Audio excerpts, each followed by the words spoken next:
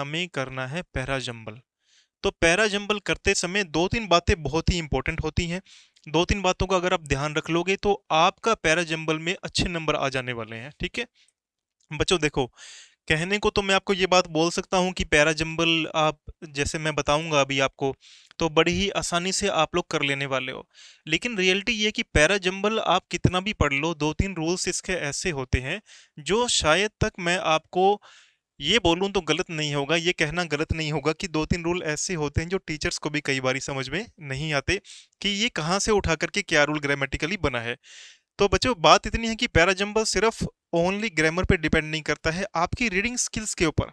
आप कितना अच्छे से उसको रीड करते हो, कितना अच्छे से उसको पढ़ते हो। कभी भी पैरा जंबल करना है, अच्छे से उसे पढ़ना है।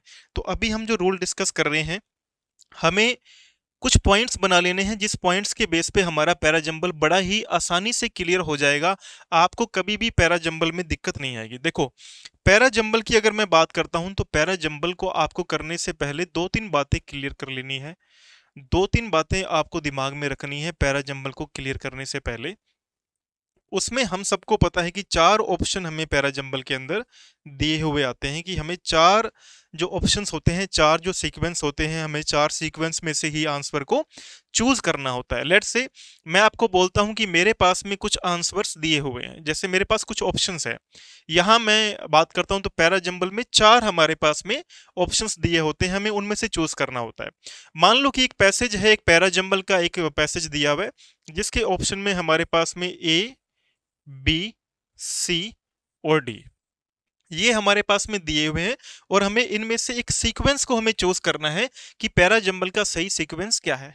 अब पैरा जंबल होता क्या है, अब अगर आप ध्यान से समझो ना, पैरा जंबल है क्या। पैरा जंबल में आपको पहला जो पॉइंट है कि जो बिगिनिंग हो रही है, हमें वो पकड़नी होती है कि इसकी बिगिनिंग कहाँ से हो रही है। पैरा जंबल में सबसे बड़ी गलती भी ये हम लोग करते हैं कि बहुत सारा टाइम हम लोग क्या स्पेंड कर देते हैं रीडिंग के अंदर।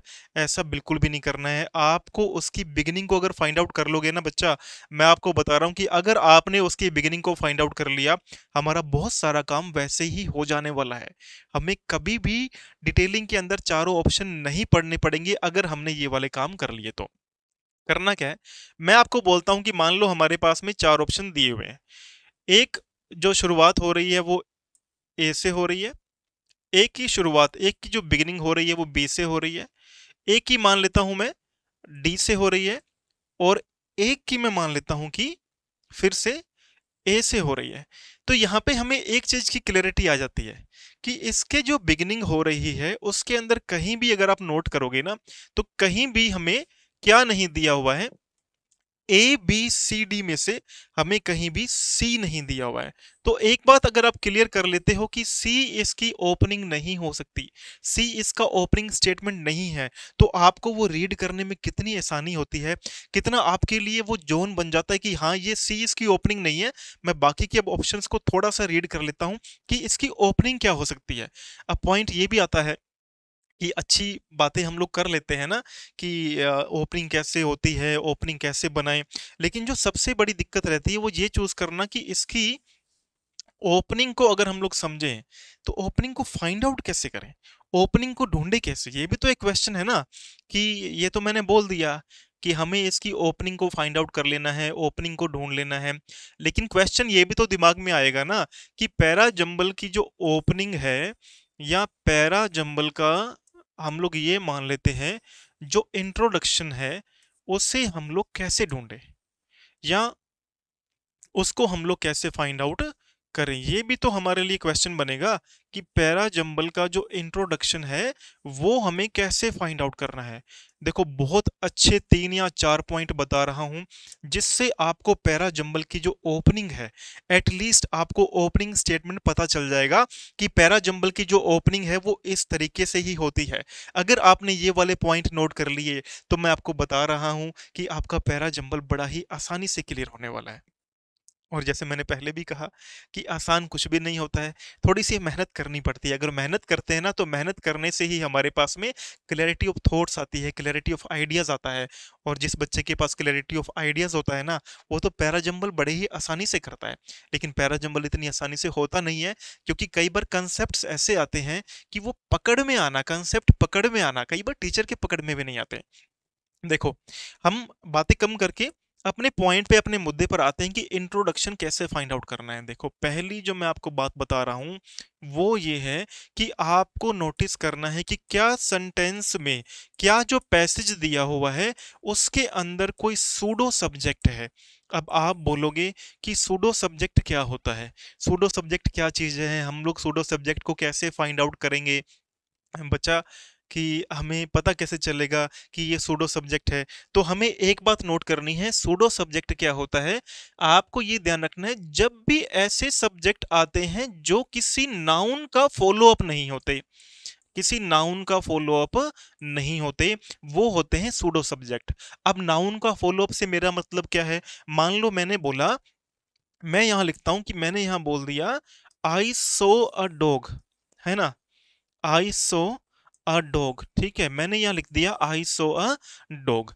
तो क्या ये मेरा जो सेंटेंस है इसमें हमें सब्जेक्ट मिल रहा है या सूडो सब्जेक्ट लगाना पड़ रहा है। देखो यहां लिखा हुआ है आई सो अ डॉग। अगर आप इस सेंटेंस को देखोगे ना तो इसमें डॉग को इंट्रोड्यूस किया जा रहा है, किस तरीके से, ऑब्जेक्ट के रूप में। तो हमारे पास में पहले से ये क्या आ गई, ये हमारे पास में नाउन आ गई।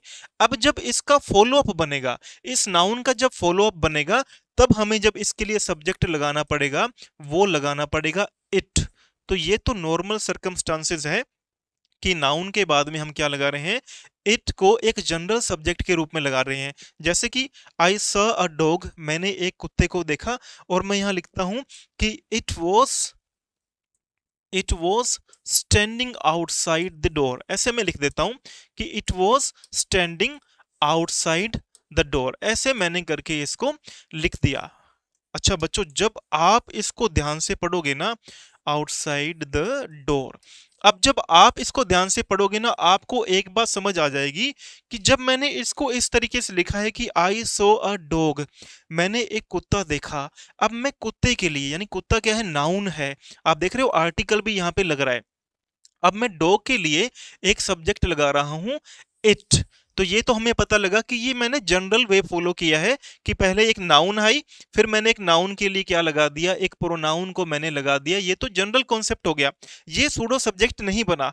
तो सूडो सब्जेक्ट कैसे बनेगा, अब हमें वो समझना है। जब हमारा जनरल कॉन्सेप्ट क्लियर हो गया ना कि एक नाउन के बाद में हमें क्या चाहिए होता है, एक नाउन के बाद में हमें प्रोनाउन चाहिए होती है। जब हम लोग इतनी बात को क्लियर कर लेते हैं, इतनी बात की हमारे पास में क्लैरिटी आ जाती है, तब वहां से एक पॉइंट बनता है ये समझना कि फिर सूडो सूडो सब्जेक्ट जो होते हैं, सूडो सब्जेक्ट एक्चुअल में होते क्या हैं, वो समझने की बिगिनिंग होती है। सूडो सब्जेक्ट क्या होगा, मान लो मैं यहां पे लिखता हूं कि एक तरीके से डैश डैश डॉग, ठीक है। अब मैं यहां पे लिखता हूं, मैं ये बताना चाह रहा हूं कि वह एक कुत्ता है, या वह एक कुत्ता था। तो मैं यहां क्या लिखूंगा, इट, मैं यहां लिखूंगा इट वॉज अ डॉग।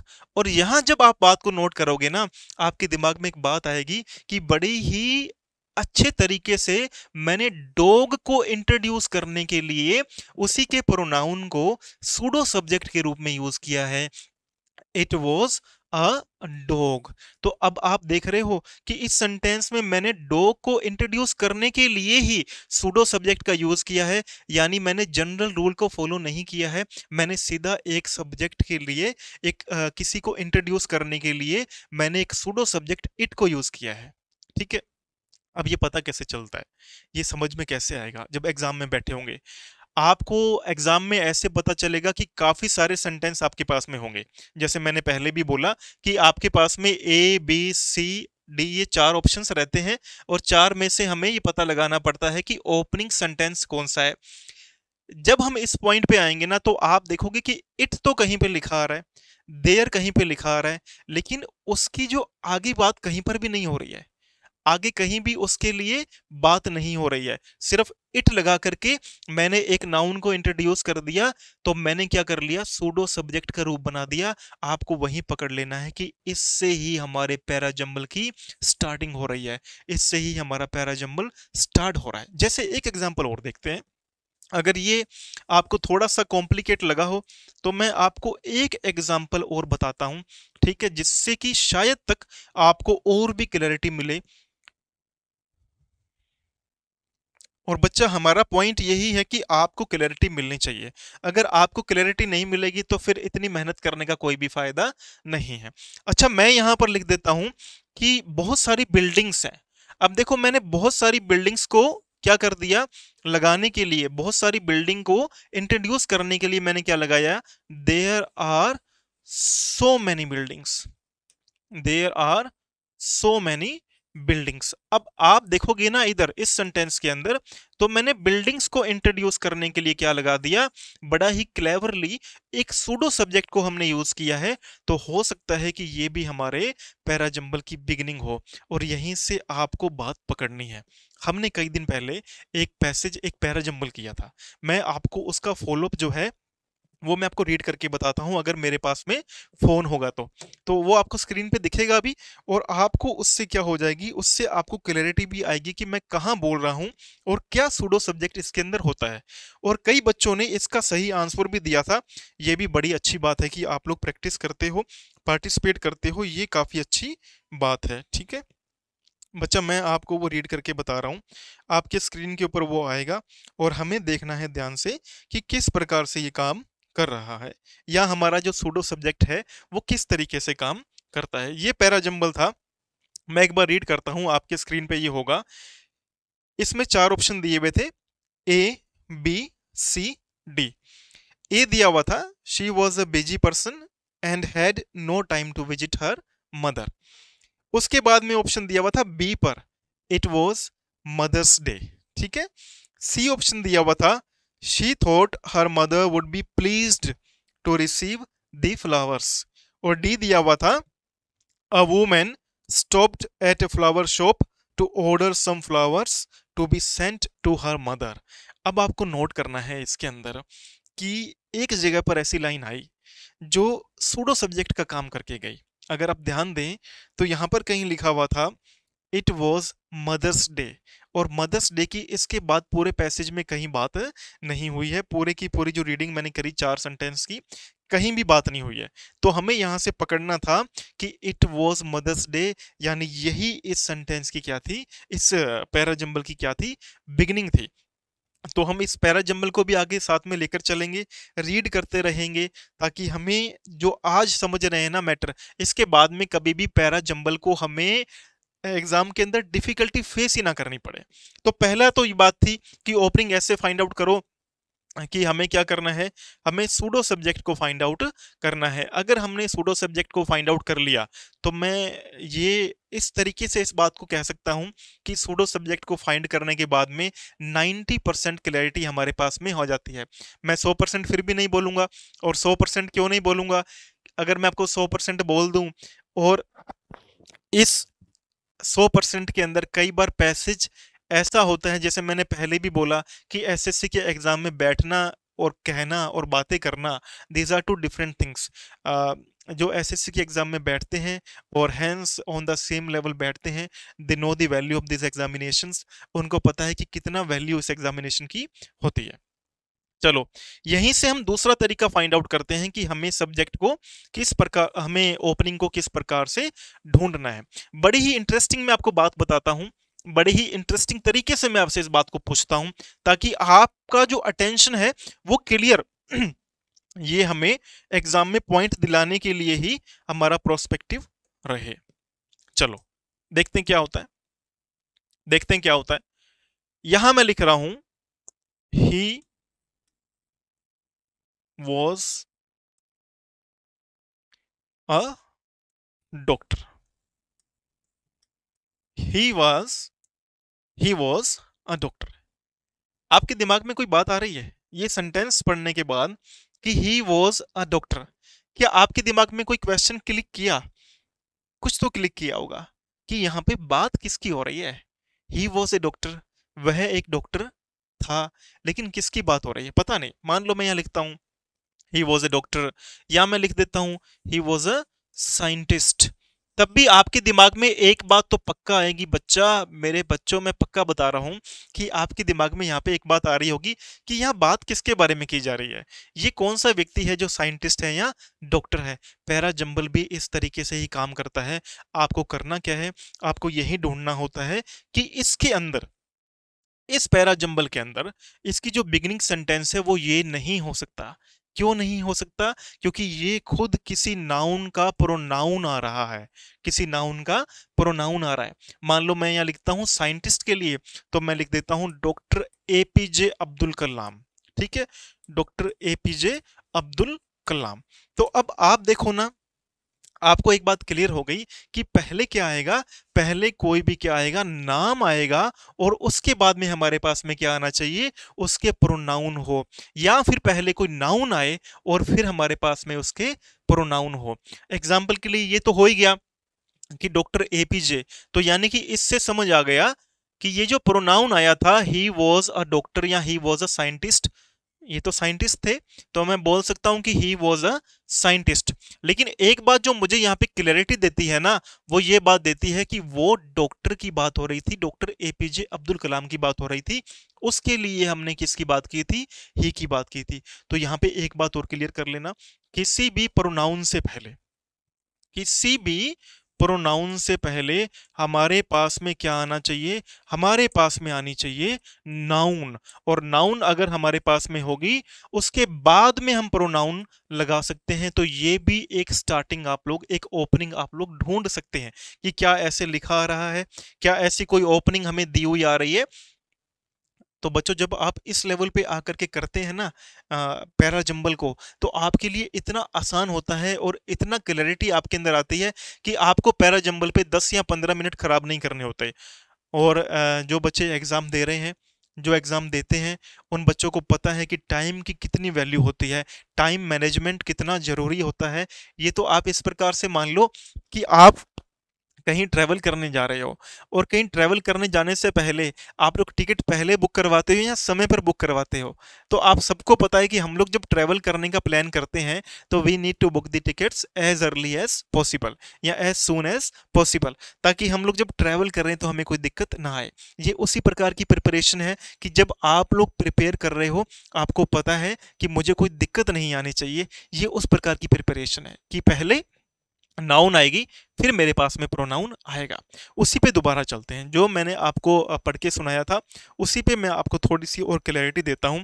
अगर आपने ये सेंटेंस, इसकी पैरा जंबल की ध्यान से बातें पढ़ी हो, तो इसमें क्या लिखा हुआ था देखो, मैं फिर से एक बार रिपीट करता हूं पूरा पढ़ के, आप भी साथ में पढ़ो, पढ़ोगे तो आपके लिए ही अच्छा रहेगा। फिर से, ए क्या लिखा हुआ था, she was a busy person and had no time to visit her mother, ये ए ऑप्शन दिया हुआ था। बी दिया हुआ था, इट वॉज मदर्स डे। ठीक है, तो यहां पर बी तो हमने क्या कर दिया था, बी से हमने एक बात पता लगा ली थी कि ये इस सेंटेंस की, इस पैसेज की ओपनिंग हो जाएगी, क्योंकि ये क्या था, ये सूडो सब्जेक्ट का काम कर रहा था। और इससे हमारे लिए आसानी क्या हुई, इससे हमारे लिए आसानी हुई कि हमें बाकी पढ़ने ही नहीं पड़े थे ऑप्शन। अगर आपने इस तरीके से पढ़ा होता कि ये मुझे इसके अंदर सूडो सब्जेक्ट मिल रहा है, मेरा काम हो रहा है, तो बाकी अपन को पढ़ने नहीं पड़ते बच्चा, अपना काम बनना चाहिए, अपना काम बनता है ना, मस्ती में रहो संता। ठीक है, कुछ गलत शब्द नहीं बोलेंगे।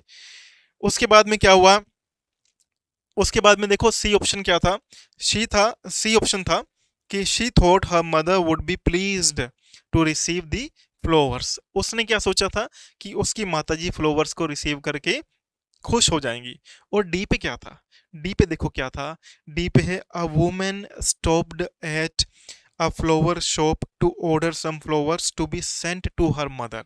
आप मुझे एक बात बताओ, जो मैंने आपके सामने अभी 4 सेंटेंसेस पढ़े हैं पैरा जंबल के लिए, पैरा जंबल का मतलब क्या है, हमें रीअरेंज तो करना है, रीअरेंज ही तो करना होता है पैरा जंबल का मतलब, उससे ऊपर क्या होता है। तो अगर आप यहाँ पे ध्यान दो, थोड़ा सा लॉजिकली बात को समझो, बी तो हमने क्या फाइंड आउट कर लिया था, बी हमने फाइंड आउट कर लिया था कि ये इस सेंटेंस की ओपनिंग स्टेटमेंट हो गई। अब एक बात यहां से हम लोग पकड़ने का प्रयास करते हैं कि मान लो एग्जामिनर कंफ्यूज करने के लिए, एग्जामिनर आपको कंफ्यूज करने के लिए क्या करता, एग्जामिनर अपन को कंफ्यूज करने के लिए एक काम कर देता। और वो काम क्या होता बच्चा, ध्यान में रखना, एग्जामिनर हमें कंफ्यूज करने के लिए यहां पर भी बी देता, यहां तो डी दिया हुआ ही है तो यहां पर डी देता, और यहां पर हमें बी देता। तो अब हमारे पास में क्या होता, हमारे पास में बी वाले दो ऑप्शन होते, है ना।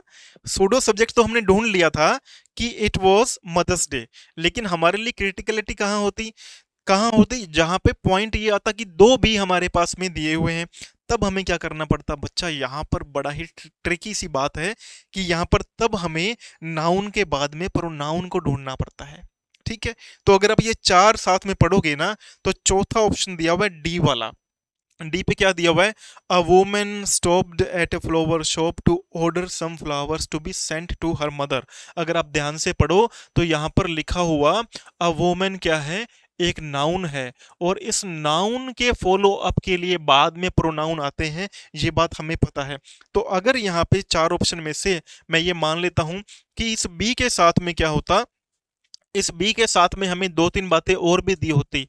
मैं मान लेता हूं कि बी के साथ में एक जगह दिया होता ए, और मैं ये मान लेता हूं कि एक बी के साथ में क्या दिया होता हमें, अरे इरेज ऐसे क्यों होता है, तो एक बी के साथ में हमें क्या दिया होता, हमें पॉइंट नोट करना है कि दूसरे बी के साथ में हमें दिया होता, मान लो एक में हमने ए दे दिया और एक में हमें दिया होता डी। तो डी पर बच्चा क्या आ रहा है, डी पर अ वुमेन आ रहा है, और डी क्या है हमारे पास में, नाउन का काम कर रही है। तो हमें एक बात पता चल जाती कि प्रोनाउन तो नाउन के बाद में आते हैं, प्रोनाउन कब आएंगे, नाउन के बाद में आएंगे। तो बच्चों अगर हमें इतनी क्लैरिटी ऑफ थॉट्स आ जाए ना, तो हमारा काम हो जाता है। तो हमें यहाँ पे क्या समझना था कि यहाँ पर क्या आना चाहिए, ऑप्शन डी वाला आना चाहिए, ये भी हम सेलेक्ट कर लेते, यहाँ से हम इसको निकाल देते और हम अपना काम आसानी से कर लेते। देखो कितना फर्क पड़ता है, कितना फर्क पड़ता है रूल्स को अच्छे से रीड करने का। अगर रूल्स को अच्छे से रीड किया हुआ है तो हमें कहीं भी चिंता करने की जरूरत नहीं होती, और रूल्स पे ही बच्चा काम करना है। अगर रूल्स पे काम करोगे ना, पैरा जंबल कैसा भी आ जाए, कितना भी डिफिकल्ट आ जाए, कोई दिक्कत नहीं आती। और मैं आपको ये समय देकर के क्यों कर रहा हूँ, ये काम मैं ज्यादा से ज्यादा इसी चीज को मैं आपको 4 या 5 मिनट में खत्म कर सकता हूं, लेकिन मैं चाहता हूं कि आप जब बैठो ना पैरा जंबल करने नेक्स्ट टाइम, तब आपको एक भी परसेंट आपके माइंड में डाउट ना रहे कि पैरा जंबल इस तरीके से भी हम लोग कर सकते थे, और इतना आसान भी था क्या पैरा जंबल करना। ठीक है, कई बच्चों देखो कम्युनिटी टैब में क्या हुआ, सिर्फ 4 या 5 बच्चों ने आंसर दिया। क्यों दिया, क्योंकि टॉपिक थोड़ा सा ये क्या है, डिफिकल्ट है। बहुत सारी बातें ऐसी होती हैं जो बताई नहीं जाती हैं, लेकिन मैं आपको क्लैरिटी के साथ बताता हूँ कि ऐसी बहुत सारी चीजें हैं जो मिसिंग रह जाती हैं एग्जाम के अंदर, वही नंबर पक्के करने होते हैं। अब हमें आगे भी बढ़ना है, हम सिर्फ इन दोनों के बेस पर नहीं बैठ सकते कि ये दोनों ही हमें क्या मिल जाए, ओपनिंग के रूप में हमें मिले। तो ओपनिंग क्या तीसरी भी हो सकती है, बिल्कुल हो सकती है, तीसरी ओपनिंग हो सकती है, और तीसरी जो ओपनिंग होती है वो बड़ी ही जबरदस्त हो सकती है।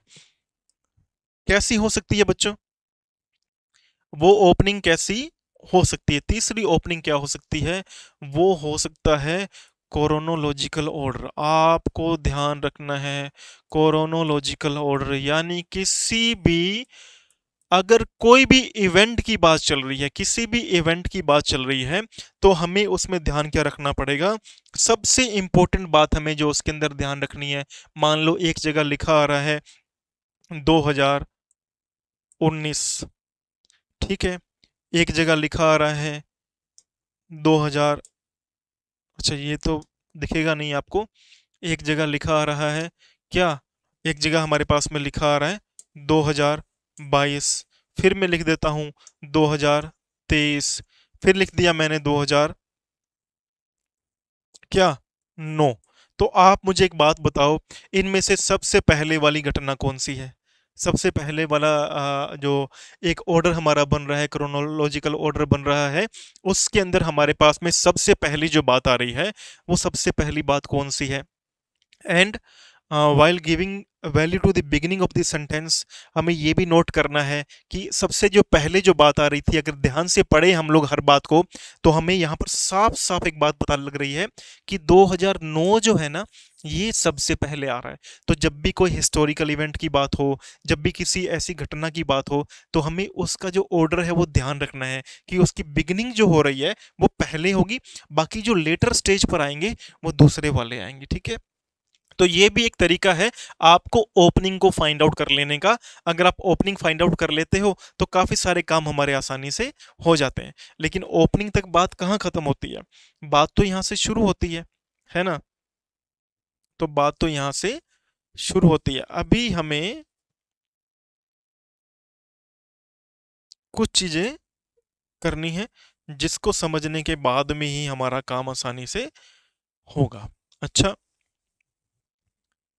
तो इसके बाद वाला पॉइंट क्या हो सकता है, इसके बाद वाला पॉइंट क्या होने वाला है, ये भी समझे हम लोग कि नेक्स्ट पॉइंट पे हम लोग क्या चीजें जो हैं ऐसी ढूंढे जिससे हमारा एग्जाम आसानी से क्लियर हो जाए। तो आपको ढूंढना क्या है नेक्स्ट पॉइंट पे, नेक्स्ट पॉइंट आपको ढूंढना क्या पड़ेगा, आपको पैसेज तो केयरफुली रीड करना ही है। पैसेज तो जब भी पैराजंबल करोगे ना, तो पैसेज तो केयरफुली अपन को रीड करना ही है। लेकिन सबसे बड़ी बात होती है जो उसका सीक्वेंस होता है। क्या होता है, सीक्वेंस। तो आपको क्या करना पड़ेगा, आपको उसका सीक्वेंस ऑफ आइडियाज समझना पड़ेगा, सीक्वेंस ऑफ आइडियाज समझना पड़ेगा। अब ये सीक्वेंस ऑफ आइडियाज काम किस तरीके से करता है, ये भी इंपॉर्टेंट है कि ये सीक्वेंस ऑफ आइडियाज जो है ना, ये काम किस तरीके से करेगा, ये एक बड़ी ही इंपॉर्टेंट बात हमें समझनी पड़ेगी। तो मैं आपको बोल सकता हूं कि आप क्या करो, आप रीअरेंज करो सीक्वेंस ऑफ आइडियाज। अब सीक्वेंस ऑफ आइडियाज किस तरीके से काम करते हैं, आप हिंदी मूवीज देखते हैं, फिल्म देखते हैं। फिल्म में क्या होता है, फिल्म में होता है कि एक शुरू हुआ और कोई किसी ने किसी का किसी को गाली निकाली, किसी हीरो को, जो हीरो बनता है फिल्म के अंदर, एक्टर बनता है जो, उसको गाली निकाली किसी ने, गाली निकाली। और गाली निकालने के बाद में क्या करता है, वो बदला लेता है। वो दिखाते हैं ना, दौड़ते दौड़ते दौड़ते दौड़ते, वो दौड़ते दौड़ते बड़ा हो जाता है वो, और बड़ा होके वो क्या करता है, वो गुंडा बनता है। तो वो गुंडा क्यों बनता है, वो गुंडा क्यों बनता है, क्योंकि वहां पर एक पॉइंट समझने वाली बात है कि पहले क्या था, उसके गुंडे बनने का कोई ना कोई कारण था। वो ऐसे ही तो गुंडा नहीं बना, उसके पीछे कोई ना कोई उसका रीजन रहा था। और यही यहां पर हमें करना है। जब भी आप क्या करोगे, रीअरेंज सीक्वेंस ऑफ आइडियाज को करोगे, तब हमें एक बात ध्यान रखनी है कि सबसे पहला जो बात है वो हमें ये पढ़ लेनी है कि इस चीज का कोज क्या है और इसका इफेक्ट क्या हुआ। किसी बात का कोज क्या था और उस बात का इफेक्ट क्या हुआ। अब यहाँ पे कोज और इफेक्ट की अगर हम लोग बात करें तो डिटेल में जाकर के अच्छे से हम लोग बात कर सकते हैं। लेकिन अगर एक सिंपल वे के अंदर बात करूं मैं, आप सिर्फ इतना समझ लें कि कोरोना वायरस आया था, और मैं लिखता हूं कि कोरोना वायरस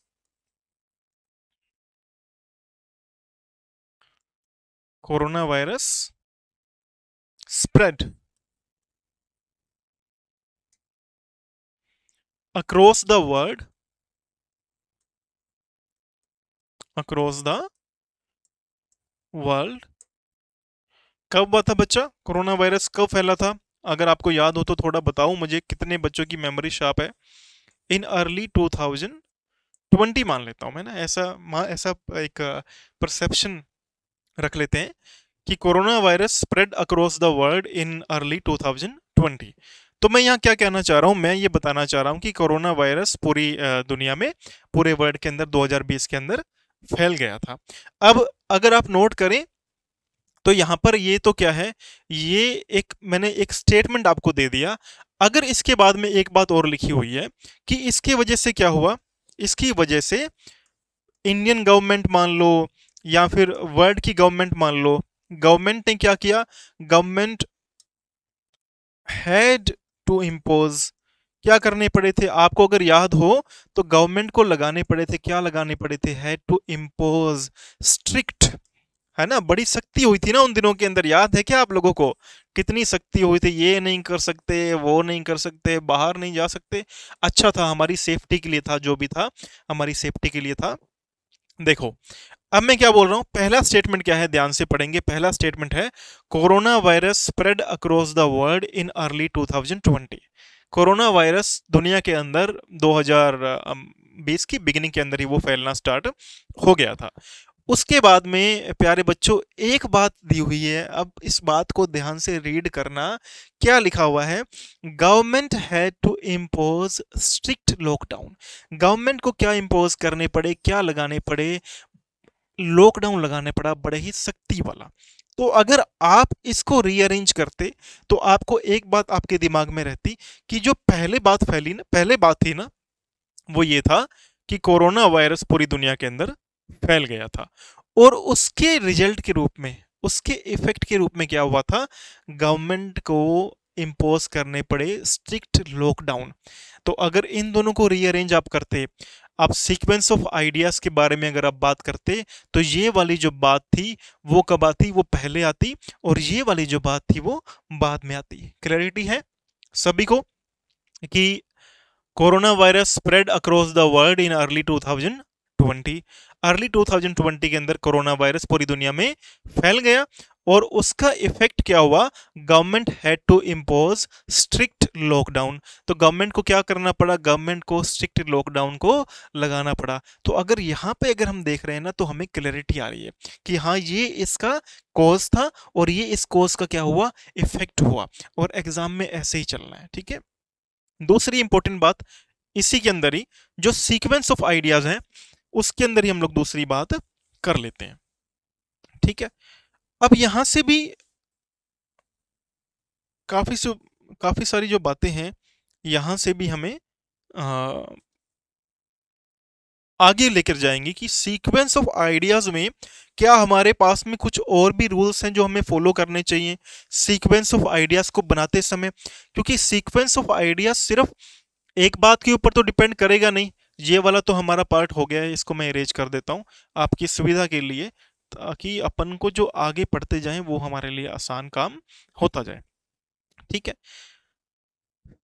जब मैं बात करता हूं सीक्वेंस ऑफ आइडियाज की, तो सीक्वेंस ऑफ आइडियाज में हमारे पास में एक दो बात आप लोग और नोट कर लो। जैसे कि एक जनरल परसेप्शन है ना, कोई बात है वो एक जनरल परसेप्शन है, और उसी के साथ में एक बात और भी है जो जनरल ना होकर के क्या है? स्पेसिफिक है। स्पेसिफिक है यानी खास रूप में बात करती है। तो आपको ध्यान रखना है, जब भी एक जनरल स्टेटमेंट आएगा, जब भी एक जनरल बात आएगी, हेंस हमें क्या नोट करना है? We need to be very careful कि जब भी हमारे पास में एक जनरल बात आए, एक सामान्य रूप से जब भी हमारे पास में बात आई, उसका जो एक स्पेसिफिक बात आएगी, तो उन दोनों में से जनरल जो बात है हमारे पास में पहले आनी चाहिए, स्पेसिफिक जो बात है हमारे पास में कब आएगी, वो हमारे पास में बाद में आनी चाहिए। एग्जाम्पल के रूप में अभी मैं करंट वर्ड की बात कर लेता हूं, दुनिया में जो करंटली जो मुद्दा चल रहा है ना, उसके बेस पे बात करते हैं ताकि आपको समझ में आए। जैसे मैं बोलता हूं कि दुनिया के अंदर मैंने बात करी, तो मैं कहता हूं कितना काम एडवांस हो गया ना, सब कुछ घर बैठे बैठे हो जाता है ना। कुछ भी चाहिए अपने, अपन बटन क्लिक करते हैं, बटन क्लिक करते ही पूरी दुनिया अपनी मुट्ठी के अंदर है ना। वो एक ऐड आती है ना, कर लो दुनिया मुट्ठी में। तो अब दुनिया मुट्ठी में करनी नहीं है, दुनिया तो फोन में समा गई है सारी की सारी। तो टेक्नोलॉजी ने क्या कर दिया है, बड़ा ही एक वाइड जो इफेक्ट है वर्ल्ड वाइड टेक्नोलॉजी ने क्रिएट किया है। It's a impact that we all know कि कितना बड़ा इम्पैक्ट इट इज, है ना। तो जब मैं ये बात करता हूं, मैं ये क्या बोल रहा हूं कि जनरल वे के अंदर जब मैं बात करता हूं, तो मैं बोलता हूं कि टेक्नोलॉजी ने क्या किया है, टेक्नोलॉजी ने बड़ा ही इफेक्ट क्रिएट कर दिया है, ठीक है। मैंने ये बात बोली है, सिर्फ एक जनरल आपने बात समझनी है। अब मैं बोलता हूं कि टेक्नोलॉजी के अंदर बहुत सारे क्राइटेरिया हो सकते हैं। जैसे मैं आज की बात कर लेता हूं, तो मैं क्लास क्या ले रहा हूं, मैं क्लास ऑनलाइन ले रहा हूं। तो मैं यहां बोल सकता हूं कि ऑनलाइन एजुकेशन। समझना आप इस बात को बच्चों, इस बात को थोड़ा सा दिमाग में बिठाना भी है अपन को, सिर्फ सुन के निकाल मत देना। कहीं पर बात हो गई हमारी और अपन ने सुना और अपन ने सुन के निकाल दिया, है ना, वो नहीं करना है। वो करना है लोगों के तानों को, लोग जो ताने मारते हैं वो सुन के निकाल रहे हैं। ये बातें इंपॉर्टेंट है, ये सुन के नोट करने वाली बातें हैं। ठीक है, मैं क्या बोल रहा हूँ, मैं यहाँ बोल रहा हूँ टेक्नोलॉजी जो है ना, टेक्नोलॉजी ने क्या कर दिया, टेक्नोलॉजी ने पूरी दुनिया बदल दी। तो ये स्टेटमेंट क्या हुआ, ये एक जनरल स्टेटमेंट है कि टेक्नोलॉजी ने पूरी दुनिया बदल दी। लेकिन अगर उसके बाद में कहीं आपको लिखा हुआ मिल जाए कि ऑनलाइन एजुकेशन, क्या लिखा हुआ मिल जाए, ऑनलाइन एजुकेशन, तो हमें एक बात पता है कि टेक्नोलॉजी की जब हम बात कर रहे हैं, टेक्नोलॉजी जनरल टर्म में बात हो रही है, और ऑनलाइन एजुकेशन जो है, मैं एक स्पेसिफिक फील्ड की बात कर रहा हूं टेक्नोलॉजी के अंदर ही। तो हमें ये बात पता लगानी पड़ेगी, जो ये वाला स्टेटमेंट होगा टेक्नोलॉजी वाला, वो पहले आएगा, ए नंबर पे आ सकता है। ठीक है, लेकिन जो ऑनलाइन एजुकेशन है वो इसके फॉलो अप के रूप में ही आए, वो इसके फॉलो अप के रूप में ही आना चाहिए, तभी हमारा जो काम है वो बनेगा, और ये बात हमें पता होनी चाहिए। ठीक है, तो ये सीक्वेंस ऑफ आइडियाज में दो बातें थी जो मैंने आपको बताई। इसके साथ में आप लोग स्क्रीनशॉट लेना चाहोगे क्या इसका, आप लोग स्क्रीनशॉट लो, मैं थोड़ा पानी पी लेता हूँ, है ना।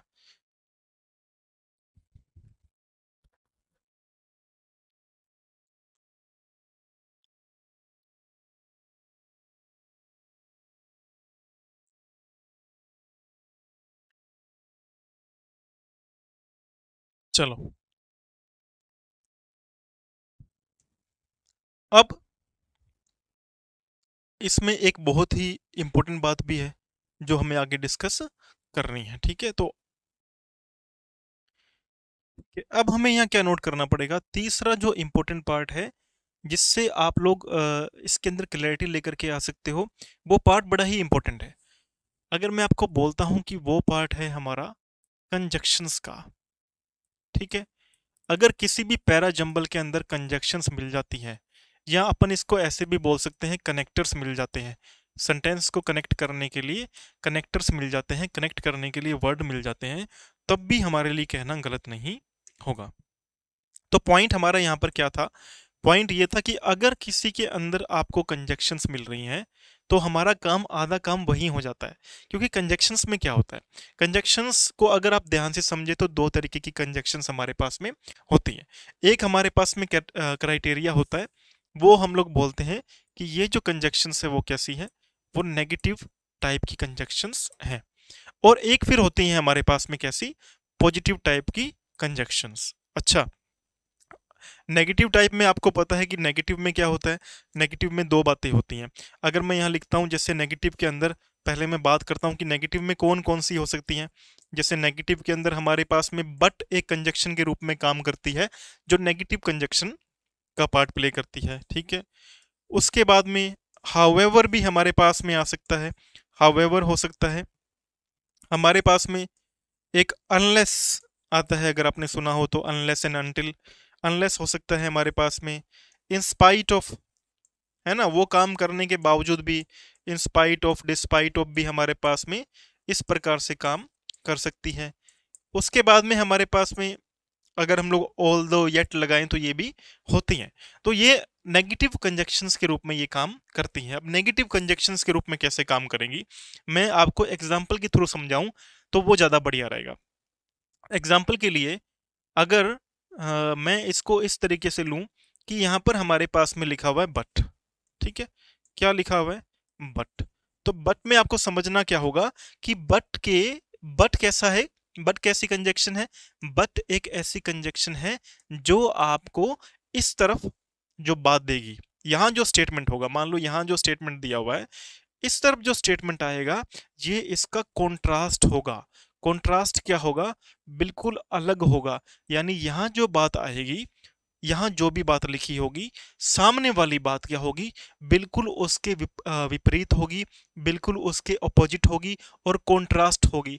तब आपको पता लग जाएगा कि ये वाली जो बात है ये बाद में आनी चाहिए और ये वाली बात जो है पहले आनी चाहिए। एग्जाम्पल के लिए देख लेते हैं, जैसे मान लो कि मैं यहाँ पर एक पॉजिटिव बात बोलता हूँ कोई भी, जैसे अपन गवर्नमेंट की बात कर लेते हैं। तो गवर्नमेंट क्या करती है, मैं बोलता हूँ कि government government form new policies every year. ठीक है, न्यू पॉलिसीज एवरी ईयर। कर दिया मैंने पॉलिसीज एवरी ईयर, ठीक है। अब जब मैं यहाँ गवर्नमेंट की बात कर रहा हूँ, मैं यहाँ पे हाई पूरे ऑफिशियल्स की बात कर रहा हूँ। Government form new policies every year, but अब मैंने यहाँ लिख दिया बट। अब बट के बाद में बात क्या आएगी, नेगेटिव बात आएगी। यहां मैं लिखूंगा fail to implement it, fail to implement it, यानी गवर्नमेंट पॉलिसीज तो हर साल बना लेती है, लेकिन इम्प्लीमेंट करने में क्या हो जाती है, इम्प्लीमेंट करने में असफल हो जाती है। तो यहां अगर आप देखो ना, यहां तो मैं एक अच्छी बात कर रहा हूं कि यहां एक पॉजिटिव, एक प्लस का साइन हमारे पास में आ रहा है, लेकिन मैं बाद में बात जो कर रहा हूं वो नेगेटिव बात कर रहा हूं, वो नोट हमें नेगेटिव की फीलिंग दे रही है। एक कॉन्ट्रास्ट स्टेटमेंट आ रहा है हमारे पास में। एक तरफ तो मैं बोल रहा हूं कि गवर्नमेंट हर साल अच्छी अच्छी नई नई पॉलिसी बनाती है, फिर मैं दूसरी तरफ बोल रहा हूं but fail to implement it, लेकिन लागू करने में क्या हो जाती है, असफल होती है। दोनों बातें आपस में क्या है, दोनों ही बातें आपस में कॉन्ट्रास्ट है। वैसे ही हाउएवर काम करेगा, वैसे ही अनलेस काम करेगा, वैसे ही इंस्पाइट ऑफ डिस्पाइट ऑफ काम करते हैं। आपको समझना है ये नेगेटिव जब भी बात आएगी, नेगेटिव बातों को एक तरफ पॉजिटिव और एक तरफ नेगेटिव जोड़ने के लिए ये वाले but, however, unless, in spite of, despite of, ये वाली बातें, ये वाले कनेक्टर्स लेकर के आएंगे। और अगर मैं दूसरी तरफ की बात करता हूं तो दूसरी तरफ हमारे पास में क्या होने वाला है, अगर साइड इस सेक्शन की बात करूं, दूसरे एग्जांपल को थोड़ा मैं एक बार के लिए इरेज कर देता हूं बच्चों, अगर आपको इसका नोट करना, चलो कोई बात नहीं, आप हो तो आप कहीं पर पॉज करके और इसका एक स्क्रीनशॉट आप ले लेना अगर पॉसिबल हो तो, ठीक है। अब मैं अगर बात करता हूं तो मेरे पास में एक बड़ी ही इंटरेस्टिंग बात और भी है कि मेरे पास में पॉजिटिव कनेक्टर्स भी होते हैं। अब पॉजिटिव कौन से होते हैं, आप लोगों ने एंड सुना होगा, एंड होता है। मोर ओवर आप लोगों ने सुना होगा कि मोर ओवर, है ना, मोर ओवर, ठीक है। आप लोगों ने सुन लिया होगा एक बोल सकते हैं कि in addition to, in addition to, ठीक है। आप लोगों ने ये भी सुना होगा in other words, in other words. तो ये सारे क्या होते हैं, ये किसी पहले चल रही बात को आगे की ओर बढ़ाते हैं, ठीक है। तो आपको समझना है जब भी ये वाले आएंगे, ये वाले आएंगे, तब दोनों तरफ की बातें क्या करेंगी, दोनों तरफ की बातें क्या होने वाली हैं, ये एक इंडिकेशन करते हैं। ये क्या इंडिकेशन करते हैं, and, however, in addition to, ये लोग इंडिकेशन करते हैं कि यहां भी प्लस है, यहां भी पॉजिटिव बात है, और जो साथ वाली बात है वो भी हमारे पास में क्या होनी चाहिए, वो भी हमारे पास में एक पॉजिटिव का साइन देने वाली बात होती है। तो जब भी and, moreover, in addition to, in other words आए और ये आ जाए ना, तो हमारा काम काफी सारा वैसे ही हो जाता है, क्योंकि इससे हमें पता लगता है कि सेंटेंस का एक फ्लो क्या चल रहा है, सेंटेंस पैरा जंबल का, सॉरी, पैरा जंबल का एक फ्लो क्या चल रहा है, उसका आइडिया हमें इनके थ्रू ही मिलता है कि ये एक पैरा जंबल का फ्लो हमारे पास में चल रहा है। पैरा जंबल को हमें वहीं पे पकड़ना होता है कि इसका जो रीअरेंजमेंट है ना सीक्वेंस का, वो इनके थ्रू फाइंड आउट करना बड़ा ही हमारे लिए इजी होता है, बड़ा ही हमारे लिए आसान होता है। और पूरा, जैसे पहले भी बोला, पूरा पढ़ना पॉसिबल नहीं है पैरा जंबल को। कितना पढ़ोगे बच्चा, बहुत कई बार इतने डिफिकल्ट लेवल पे आता है कि अगर आप उसको पूरा पढ़ने चले जाएं तो हमारा काम वैसे ही खराब हो जाएगा, ठीक है। अब ये दोनों तो क्या बात करते हैं, ये दोनों प्लस प्लस की बात करते हैं, लेकिन ये वाले जब बात करते हैं तो इसमें एक तरफ नेगेटिव और एक तरफ, सॉरी, इधर वाली बात पॉजिटिव और इधर वाली बात क्या हो जाती है, नेगेटिव हो जाती है। इसका एक एग्जाम्पल हम लोग देखते हैं कि इसका एक एग्जाम्पल क्या बन सकता है। इधर एक बार आप स्क्रीनशॉट ले लो, मैं इधर वाले पार्ट को इरेज कर देता हूं,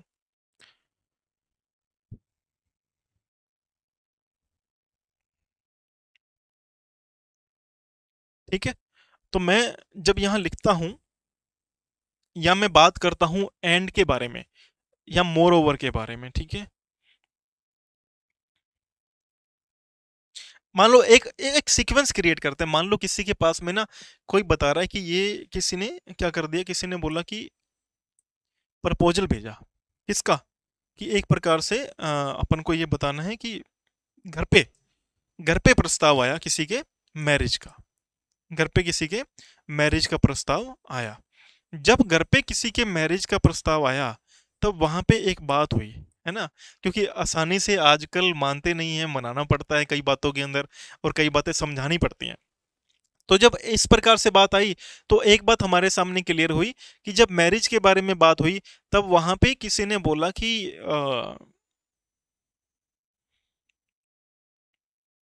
किसी ने बोला कि उसके पास में क्या है, उसके पास में है, किसी ने बोल दिया कि लड़का क्या है, लड़का हैंडसम है। एक सिंपल एग्जांपल से समझते हैं, है ना। किसी ने बोला कि लड़का क्या है, हैंडसम है, हैंडसम कर दिया। उसके बाद में दो बातें लगा सकता है, he is handsome and rich, है ना। यहाँ लिख सकते हैं कि वो डिटेल में थोड़ा और समझाने के लिए, द बॉय इज हैंडसम, आप उससे मैरिज कर लो, moreover he is rich, वो पैसे वाला भी है। तो जब ये जो बातें आती है ना, दोनों तरफ पॉजिटिव बातें आती हैं, तब आपको बच्चों समझना है कि हमें इस प्रकार के कंजक्शंस को उठा करके लगाना होता है। और यहीं पे हमारा क्या है, बेस जो बेसिक फाउंडेशन है हमारा यहीं पे क्लियर हो जाता है। यहीं से हम लोग जितनी हमने बातें आज डिस्कस करी हैं, इससे हम लोग पैरा जंबल को आसानी से क्लियर कर सकते हैं। हालांकि इनके बाद भी बहुत सारी कंजक्शंस हैं जो हमें समझनी है, और समझनी जब हमारा ग्रामेटिकली जब हम लोग कंजक्शन टॉपिक पर पहुंचेंगे, हम प्रयास करेंगे कि कंजक्शंस को हम अच्छे से समझें, हमारे एक हर एक वर्ड को पकड़ करके हम लोग कंजक्शन को समझें। अब कंजक्शन बहुत सारी होती हैं, जैसे मैंने आपको बताया कि अगर मैं बात करता हूं तो आपको ध्यान रखना है कि कहीं पर इधर और आ रहा है तो इधर वाला पार्ट पहले आएगा और वाला पार्ट बाद में आएगा। मान लो कहीं पे इस तरीके से नीदर, है ना, नीदर आ रहा है, तो बच्चा आपको ध्यान रखना है कि नीदर पहले आएगा और नोर वाला जो पार्ट है वो कहाँ आएगा, वो बाद में आएगा। ऐसे ही हमारे पास में और बहुत हैं, जैसे नॉट ओनली बट ऑल्सो होता है, तो नॉट ओनली बट ऑल्सो में नॉट ओनली पहले आएगा, बट ऑल्सो बाद में आएगा। जिस इस प्रकार से हम लोग देखते हैं कि नॉट ओनली बट ऑल्सो हो गया, नीदर नोर हो गया, ईदर और हो गया, है ना। इसके बाद भी हमारे पास में रहता है, जैसे ऑल दो येट रहता है, ठीक है, ऑल दो, फिर हमारे पास में येट रहता है, ठीक है। एक हमारे पास में सो दैट रहता है, तो सो वाला पार्ट पहले आता है और दैट वाला पार्ट बाद में आता है। ऐसे कंजक्शंस बहुत सारी हैं जिसकी हम लोग बात कर सकते हैं। मैं थोड़ा आपको इनकी हिंदी बता दूं जो बच्चे नए हैं, ताकि हर एक बच्चे की ना, हमारा एक पर्पज है कि हर एक बच्चे को बात समझ में आए। ईदर और में क्या होता है, ईदर और में ये बात इस तरीके से बोलता है कि या तो ये वाली बात हो जाए या फिर ये वाली बात हो जाए, ठीक है। जैसे मैं बोलता हूँ कि या तो मैं खेलने जाऊंगा या सोऊंगा, either I will either go to play or sleep, या तो मैं खेलने जाऊंगा या सोऊंगा। नीदर नोर में क्या होता है, नीदर नोर में हमें समझना है कि ये नेगेटिव बात करता है कि ना ही तो मैं ये काम करूंगा और ना ही ये काम करूंगा। तो यहाँ बोल सकता है कि I will neither go to play nor sleep, ना ही मैं खेलने चलूंगा ना ही मैं सोऊंगा। कई बार मूवी का प्लान बनता है घर के अंदर, है ना, तो बोलते हैं कि चलो आप भी मूवी साथ में देखने चलते हैं अपन, आप भी चलो हमारे साथ में। तो वो सामने से कई बार बोलते हैं कि नहीं, मैं मूवी देखने नहीं चलूंगा। तो वहां बोला जाता है कि neither I will go to watch movie, sorry, I will neither go to watch movie nor sleep. तो हमें इस बात का भी ध्यान में रखना है कि ये इस तरीके से काम करते हैं। फिर नॉट ओनली बट ऑल्सो, ना केवल ये, साथ में ये भी, तो ये इस तरीके से बात को जोड़ता है। ऑल दो येट, ये काम हो गया फिर भी ये चीज हो गई। सो दैट भी क्या करता है कि इस कारण से क्या कारण था कि जिसकी वजह से ये चीज हुई, है ना। तो ये इस प्रकार से काम करते हैं। और सबसे इंपॉर्टेंट बात जो पैरा जंबल को रिजॉल्व करते समय हमें करनी है, और इसका सब बच्चों थोड़ा आप ध्यान रख लेना इस बात का, इस बात को आप थोड़ा सा ध्यान, क्योंकि लास्ट बात है, तो लास्ट बात जब भी हो ना, आप समझें कि वो सबसे इंपॉर्टेंट बात हमारे पास में, इंपॉर्टेंट सेक्शन हमारे पास में है। इंपॉर्टेंट सेक्शन क्यों है, क्योंकि हमारा मकसद एक ही है कि एग्जाम को हमें क्या करना है, क्लियर करना है, तो इसलिए हमारे पास में बात इंपॉर्टेंट हो जाती है, ठीक है। अब जैसे मैं यहाँ पे रखता हूँ, मैंने यहाँ पे आपको एक बात बोल दी कि आज अब ये सब करने के बावजूद भी आपको क्या करना पड़ेगा, आपको पैसेज का फ्लो समझना है, पैसेज का फ्लो समझना है। यानी ये सारी बात करने के बाद भी आपको क्या करना पड़ेगा, आपको पैसेज का फ्लो समझना ही पड़ेगा कि पैसेज में जो मैं पैसेज कर रहा हूँ उसका पहली बात तो ये समझनी पड़ेगी कि उसकी थीम क्या चल रही है, उसकी थीम क्या बोल रही है। मान लो कि अगर उसकी कोई पैसेज है, कोई रीअरेंज करने के लिए है, उसकी थीम ऐसी है जो किसी कैलामिटी के ऊपर है, जो किसी डिस्ट्रक्शन के ऊपर है, कि बहुत सारा हिस्टोरिकल इवेंट हुआ। एक प्रकार से मैं बात कर लेता हूँ, तो मान लो वर्ल्ड वॉर हुए है ना, तो मैं जब मैं वर्ल्ड वॉर की बात करता हूँ तो मुझे एक बात पता चलती है कि मेरा जो रीअरेंजमेंट मुझे करना है उसकी जो थीम है वो वर्ल्ड वॉर है। वहां से मुझे क्या निकालना पड़ेगा, वहां से मुझे लॉजिकली हर बात को मुझे क्या करना पड़ेगा, मुझे हर बात को लॉजिकली समझना पड़ेगा। मुझे जब उसका फ्लो है वो नोट करना पड़ेगा कि जब वर्ल्ड वार हुआ था तो वर्ल्ड वार के अंदर पहले चीज क्या हुई, फर्स्ट नंबर पे ए नंबर पे क्या घटना हुई होगी। मुझे हिस्टोरिकल इवेंट को जब मैं पढ़ता हूँ तो मुझे वो उसकी रीडिंग करनी पड़ेगी कि ये इस प्रकार से इसका रीअरेंजमेंट पॉसिबल है। यानी जो हमने पॉइंट डिस्कस किए वो पॉइंट तो बेसिस पे हैं, सारी की सारी बातें, सारी की सारी बातें फैक्चुअल हैं। लेकिन कई बार बच्चा ऐसे होता है ना कि पैसेज इतना डिफिकल्ट आ जाता है कि वहां पर फिर रूल्स एंड रेगुलेशंस काम नहीं करते हैं। वहां काम करती है आपकी तार्किकता, आपका जो फ्लो है रीड करने का वो कैसा है। तो जब हमने जैसे ही हमने थीम पकड़ ली, उसकी थीम पकड़ने के बाद में हमें समझना है कि लॉजिकल जो इसके आंसर आ रहे हैं उसका फ्लो क्या बन रहा है। और एक बार जब आप इसका फ्लो चूज कर लो ना कि इसका फ्लो मेरे अकॉर्डिंग ये बन रहा है, तो आपने यहाँ पर ये बात ध्यान रखनी है कि उसके बाद में आपने उसको रीथिंक नहीं करना है बच्चा, आपने उसको रीथिंक नहीं करना है। क्योंकि रीथिंक करने के चक्कर में क्या होता है, कई बार हम अपना टाइम भी खराब कर लेते हैं और अपने नंबर भी हम लोग सिक्योर नहीं कर पाते हैं। रीथिंक नहीं करना है। जब आपने थीम आपने फ्लो नोट किया, आपने थीम पढ़ ली कि ये इस पैसेज की ये थीम हो सकती है, ये इसका थीम है पॉसिबली। फिर मैंने क्या बोला आपको, लॉजिकली आप फाइंड आउट करो कि वर्ल्ड वॉर की मैं बात कर रहा था कि वर्ल्ड वॉर कब शुरू हुआ है ना। आ, इस तरीके से आप उसके सीक्वेंस को अरेंज करो कि वर्ल्ड वॉर पहले होगा, फिर उसके कोज क्या था, उसके होने का रीजन बिहाइंड वर्ल्ड वॉर क्या था, फिर उसके इफेक्ट क्या हुए। जब आप इस तरीके से पढ़ोगे कि उसके यहाँ मैंने बोल दिया कि उसका कोज क्या था, ठीक है। फिर मैंने क्या बोला आपको कि उसका इफेक्ट क्या हुआ, उसका पूरे वर्ल्ड के ऊपर इफेक्ट क्या हुआ। अब जब इफेक्ट हो गया तो काफी सारे लोगों ने उसके लिए कुछ ना कुछ क्या दिए होंगे, सजेशंस दिए होंगे कि वर्ल्ड वॉर जब खत्म करो या फिर ये जो चीज है वो नहीं होनी चाहिए। बहुत सारे विचारक थिंकर्स बीच में आए होंगे, they must have given some ideas कि please do not do this, it's loss to humanity, mankind and the world. तब किसी ना किसी ने वापस सजेशन भी दिए होंगे कि इस तरीके से आपको मैं सजेस्ट कर रहा हूँ, इस तरीके से हमें इस काम को करके वर्ल्ड वॉर को स्टॉप करना है। और लास्ट में फिर क्या आता है, लास्ट में उसका हमें क्या मिलता है, एक सॉल्यूशन मिलता है, एक हमें उसका रिजल्ट मिलता है कि इस प्रकार से हमें इस काम को करना चाहिए। तो बच्चा जब हम लोग इस प्रकार से इसको रीड कर लेंगे ना पूरा फ्लो को, कॉज, इफेक्ट, सजेशन, सॉल्यूशन, हमें पैसेज पैरा जंबल में कभी भी दिक्कत नहीं आने वाली है। आज की जो क्लास थी ये आप एक प्रकार से मान लो ब्रीफिंग है पैरा जंबल की।